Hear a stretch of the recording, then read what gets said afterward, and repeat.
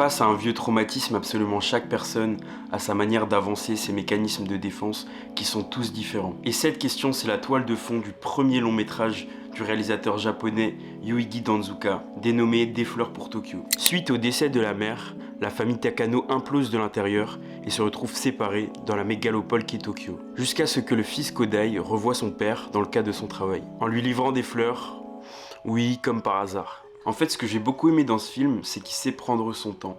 On n'a pas de grandes péripéties, on n'a pas un découpage rapide, on prend le temps, on vit avec nos personnages, on apprend à découvrir les personnes qui sont devenues suite à ce drame familial. Et c'est un film qui aborde pas mal de problématiques super intéressantes.